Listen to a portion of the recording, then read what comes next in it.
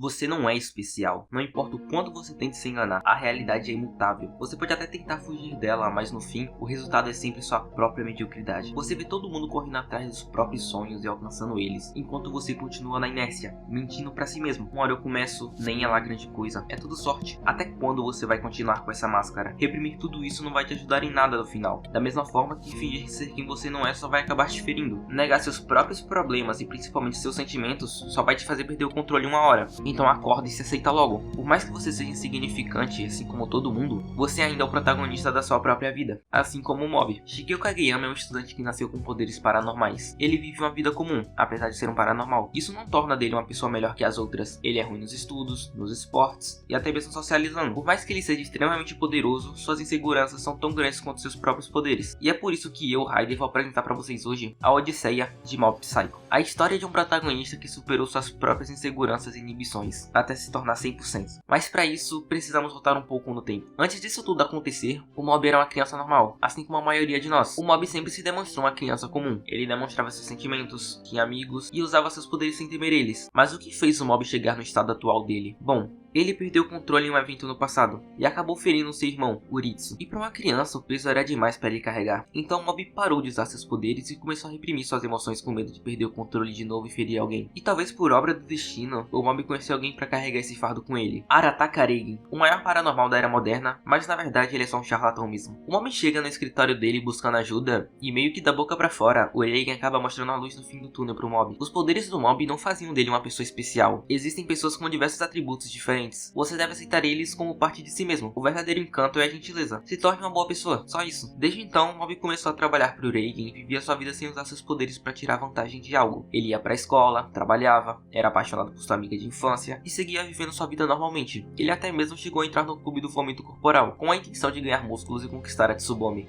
Meus amigos, Mob tá aqui pra ensinar que o shape é a solução para todos os nossos problemas. Mas nem tudo são flores. E um dia o Mob acaba entrando em um confronto com outro paranormal, que era quase o completo oposto dele, mas que no fundo eles eram iguais. Ambos tinham insegurança contra seus poderes, pois sem eles não eram nada. E nesse embate de ideias, o Mob acaba explodindo de novo. E arrasado por ter perdido o controle de novo, o Mob desaba em tristeza. Isso acaba sendo bem recorrente na primeira temporada. No início da obra, o Mob suprime muito os próprios sentimentos. Ele sente medo de perder o controle, não considera seus próprios desejos, fazendo o que manda ele fazer e raramente se impondo aos outros. Mas é como o Toretto já disse, pode mexer com todo mundo, mas se mexer com a família, a história é outra. Porque o arco final da primeira temporada é sobre o complexo de inferioridade do irmão do Mob. Porque diferente do Mob, ele não possuía poderes paranormais. E mesmo sendo um bom aluno, bom nos esportes e em se socializar, ele tinha tudo que o Mob almejava ter e se sentia frustrado e vazio. E quando ele finalmente desperta os poderes com a ajuda do Covinhas, ele acaba deixando o poder subir a cabeça. E quando ele vê o Mob expressar toda a admiração e orgulho que sentia por ele, percebe que os poderes não são nada afinal de contas. E assim o desfecho da primeira temporada ocorre quando Mob, Reigen, Covinhas e Teru invadem uma base da Garra para salvar Uritsu e outros paranormais. Assim acontecendo o embate final entre Mob e seus amigos contra os adultos paranormais que não tinham amadurecido. É interessante como cada temporada de Mob tem um contraste diferente uma da outra, porque na segunda temporada o Mob acaba mudando bastante. Ele para de ser tão retraído e tímido e passa a reclamar com o Reigen quando ele chama o Mob em cima da hora, ou quando ele conhece a Amy e começa a sair com ela. São coisas simples como acompanhar ela voltando para casa, ter conversas casuais, mas chega num ponto que a Amy pergunta se o Mob tem sentimentos, e ele acaba travando ao escutar isso. Ela assume que só estava saindo com ele por ter perdido uma aposta, e isso faz ele ficar lá parado refletindo, e isso fez o Mob amadurecer. Ele passa a ser mais honesto consigo mesmo e a valorizar mais seus sentimentos. Motivado a não ser só mais um, o Mob queria mudar por si mesmo. Mas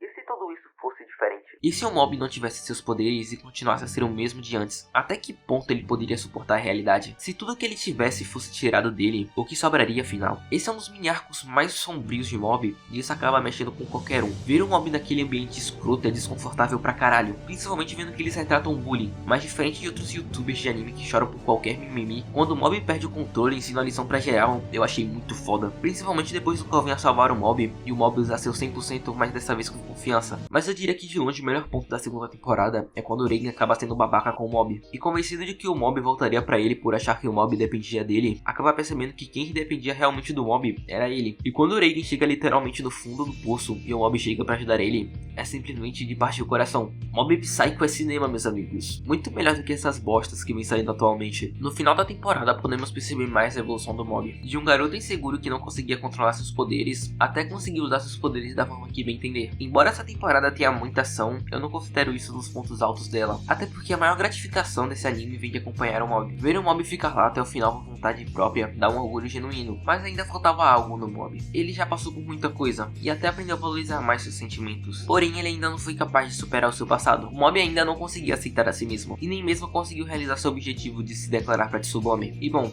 a Tsubame iria mudar de colégio, então o mob que sempre adiava sua declaração tinha que correr contra o tempo e se declarar. E a vida acaba batendo forte no mob, desde o sacrifício do Kovinha se demonstrando ser um amigo verdadeiro, uma última lembrança com seus amigos e até um quase Isekai. Não.